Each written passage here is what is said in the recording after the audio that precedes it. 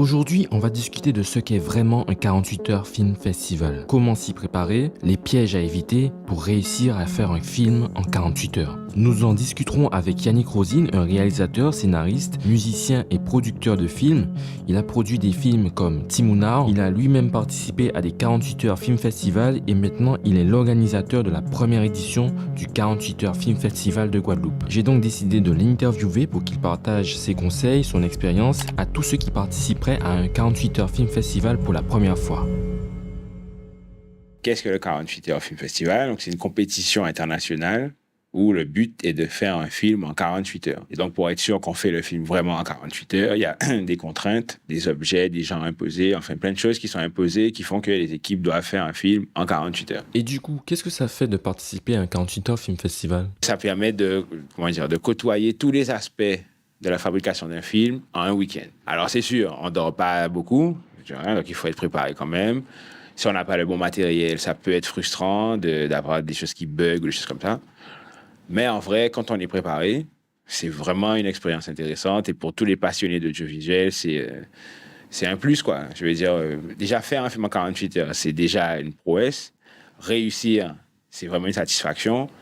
Le voir en salle, alors là, c'est un vrai plaisir, tu vois. Et après, gagner des trucs, ça va encore plus loin, quoi. Donc voilà, j'incite tous ceux qui aiment l'audiovisuel, le cinéma en général, participer. Et maintenant, est-ce que tu pourrais expliquer pourquoi on ne peut pas préparer le scénario à l'avance dans un 48 heures film festival? Alors voilà, donc il y a plusieurs éléments imposés. Comme ça, on est certain que ce ne sont pas des scénarios préparés en amont. Donc en fait, les gens qui vont être imposés, il y a des couples de gens et ceux-là, on les prépare très tard, en fait, avant la compétition. Genre peut-être la veille ou l'avant-veille, on va préparer ça. Donc personne ne saura quels sont les couples de gens qui vont être tirés au sort. Donc, l'idée, c'est que personne ne puisse tricher avant et que tout le monde participe de la même façon à la compétition. À chaque fois, je vais te donner maintenant 2 propositions. Il va falloir me donner un choix parmi les 2 propositions. Donc, tu peux expliquer pourquoi aussi tu as fait ce choix et donner ta vision des choses. Pendant un 48 heures film festival, gagner ou s'amuser? S'amuser. Parce que gagner, c'est déjà inné dans la compétition. Ça sert à rien de se dire je vais perdre ou en tout cas être dans le mode on doit gagner ou on va perdre, des choses comme ça. Là, la seule chose qui doit vous importer, c'est est-ce que j'aurai le temps de finir le film, d'arriver au bout des 48 heures en ayant tout fait et en remettant le film. Parce que une fois que c'est lancé, les autres équipes, on ne sait pas en fait ce qu'elles font. On n'a pas de... Sauf ceux qui sont connectés, les chefs d'équipe éventuellement au groupe, ils peuvent entendre ce qui se passe, les autres problèmes, mais c'est tout. On n'est pas en lien avec les autres équipes. C'est pas vraiment une course dans laquelle tu vois le concurrent, où est-ce qu'il est, quoi. C'est pas ça. Il faut remettre un film fini en 48 heures. Et ça, déjà, ça doit être le premier objectif, avant tout le reste. Grosse équipe ou petite équipe? Grosse équipe, je dirais plus de 10 peut-être. Ouais, parce qu'après, il y a la notion de matos et tout ça. Il y a des notions compliquées, en fait. Faire un film de cascade, mais qu'à 5, c'est compliqué. Mais faire un film, genre, vous êtes 20 et vous avez un seul décor, ça peut être compliqué aussi, tu vois. Donc, bien ajuster le truc. Après, film simple. Je dis film simple, tu vois, c'est plus le truc. Et puis, il faut pouvoir répondre à ses ambitions. Je veux dire, si tu as un film où tu veux faire des cascades, une explosion, peu importe, mais vous faites comme vous voulez. Tant que vous pouvez le faire. Si vous passez 2 jours à monter une explosion qui dure 10 secondes, hein, voilà. Donc après, il faut voir aussi le ratio, quoi, l'utilité de ce qu'on veut faire, si c'est compliqué ou non, par rapport à l'importance de ce que ça ait dans le film. On ne va pas passer 2 heures à faire un truc qui va durer au final 1 minute, voire moins, dans un film qui dure 7 minutes. Qualité d'image, priorité ou qualité sonore? Qu'est-ce que tu priorises? Sonore. Et en fait, quand le son est mauvais, tout le monde crie, quoi. Alors que l'image, elle peut être un peu pourrie, mais si le son est nickel, ça va. Mais quand il n'y a pas de son, quand il y a un problème de son, c'est le premier truc qui gêne tout le monde, quoi. Même ça peut être irregardable à cause du son. Du bon matos et une équipe de bénévoles ou une bonne équipe et du matos cheap? Une bonne équipe et du matos cheap. Parce qu'on peut faire des merveilles avec du matos cheap parce que, voilà, on a une dream team ou des gens qui savent l'utiliser. Alors, bien sûr, le bon matos et la bonne équipe, c'est mieux. Mais le bon matos et ceux qui ne savent pas utiliser, il faut faire le comparatif. Ouais. Si un jour, il y a un 747, tu es en train de voyager, tu vas en France, pilote, il est malade, On demande qui veut piloter, toutes les mains se lèvent, tu auras un peu peur. Moi aussi. Voilà. Donc, Passer plus de temps à peaufiner le scénario ou le montage? il faut que ce soit kiff-kiff. Hein, parce que c'est les deux parties les plus importantes. Même dans le tournage aussi. Si tu as un mauvais scénario, tu auras un mauvais film. Si tu sais pas le monter, tu auras un mauvais film.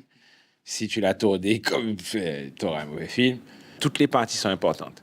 Il faut rien négliger, mais il faut pas non plus traîner. Donc, il n'y a pas de partie plus importante. Tout est important, quoi. Un tiers du temps sur chacun des parties. Exactement. Ouais, si on peut faire ça. Alors après, c'est sûr, il y a des parties qui vont aller plus vite. Par exemple, je sais pas moi, une fois qu'on a trouvé le décor, c'est fait. Tu vois, on passe plus de temps avec, on passe un petit temps, mais ensuite c'est fait. Ensuite, il faut pas oublier l'export. Ouais. Tu crois que tu vas finir à la dernière seconde, alors que non, il faut prévoir 1 à 2 heures avant la fin, parce qu'une fois que tu appuies sur on, export, tu ne peux plus toucher à la machine, et il y a un temps. Ouais. Elle peut prendre 20, 30 minutes, plus, en fonction de la difficulté de ton film. Et à cause de l'export, tu peux être éliminé. Je vais y avoir ce problème en plus. Tu vois, voilà, c'est ça qui est pas. Tu peux avoir fait un beau film, tout le monde est là, c'est super carré, et ta machine t'a dit éliminé. Donc, il faut vraiment prévoir tout ça. Il faut prévoir si une machine bug, il y en a une de secours. Tu imagines, t'en as qu'une seule, elle s'allume pas le matin ou le truc.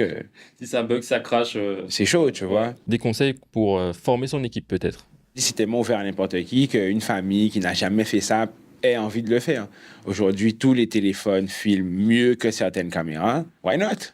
Ouais. Un film familial, un week-end, pourquoi pas? C'est toujours possible. Et pourquoi pas se retrouver à Cannes en famille, regarder son film s'il a gagné. Ouais. C'est ouvert à tout le monde. C'est possible pour tout le monde. Y a-t-il des choses qu'on peut préparer avant de connaître le thème imposé ou les contraintes du coup? Ouais, son matos, son équipe. Savoir qui fait quoi, en fait, en gros. Qui fait quoi? Un tel va jouer, un tel va faire la caméra, un tel va faire ceci. Et les éventuels lieux de tournage, parce que ça peut être très varié en fonction de ce que vous avez. Donc, plus vous en avez, mieux c'est. Bon, je pense que tu as entendu parler de ChatGPT, Midjourney, etc. Toutes ces IA du coup qui permettent de créer des images, d'inventer des histoires plus rapidement peut-être. Que penses-tu du coup de l'utilisation de l'IA dans un film fait en 48 heures? Alors, l'IA, je la vois comme une caméra. En fait, c'est un outil. Certes, elle peut bien filmer, tu vois. Donc, en fonction de ta caméra, tu vas avoir des très belles images. Mais si tu n'as pas un mec qui la tient ou tu sais pas quoi filmer, on peut poser plein de questions, mais c'est des réponses très standards au début. Pour aller pousser le truc, il faut savoir lui poser la question, il faut être bien orienté, il faut que lui-même ait compris les trucs. Donc c'est mieux d'avoir quelqu'un derrière qui s'y connaît dans ce domaine. Voilà, c'est mieux, c'est plus efficace. Il y a la notion que l'IA n'aura pas aussi. C'était le côté émotion, intention des humains, quoi. Je dis pas qu'elle a pas une possibilité de nous aider, mais qu'elle sorte un scénario compétitif seul à 48 heures, voilà. Donc, tu as écrit ton film avec ChatGPT, il n'y a pas de problème. Mais ChatGPT ne va pas tourner ton film. Voilà. Donc, il faut sortir. Ensuite, tu me diras, il y a Midjourney, il y a tous ces trucs-là. Comme je dis, si vous êtes en mode IA, il y aura un 48 heures IA, spécial IA.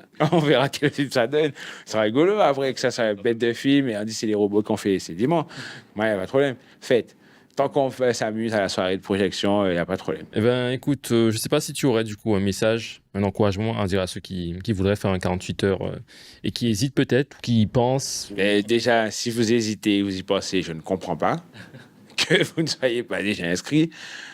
Parce que, en fait, vous verrez si vous êtes capable ou pas à l'issue des 48 heures, pas avant.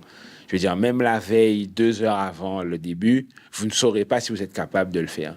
Il faut s'inscrire et le faire pour savoir si vous êtes capable. Amusez-vous bien, rigolez, n'hésitez pas en tout cas, parce que la pression, c'est que vous qui vous la mettrez, en fait. Donc, parfois, je sais qu'il y a des gens qui peuvent se prendre la tête à cause de la fatigue, beaucoup de choses comme ça. Ça sert à rien, c'est pas l'objectif. Le but, c'est de passer un bon moment entre équipes, entre personnes qui fabriquent une même œuvre. Qu'elle soit très bien, qu'elle soit médiocre, vous allez juste apprécier de voir cette œuvre que vous aurez fait ensemble ce week-end. Donc, le seul maître mot que je peux dire, c'est reposez-vous bien un petit peu avant.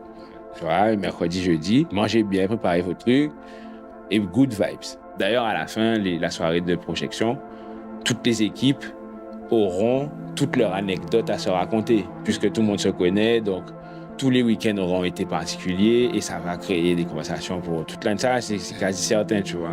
C'est d'abord un échange entre plein de gens qui partagent une même passion. Il existe un site internet, 48hourfilm.com. Donc, il y a toutes les règles expliquées sur le site. Il y a un endroit où c'est écrit FAQ. Des questions toujours qui reviennent tout le temps. C'est très intéressant. Il y a beaucoup de questions que vous avez et il y a déjà les réponses. Donc, n'hésitez pas à fouiller le site pour avoir toutes les infos dont vous avez besoin.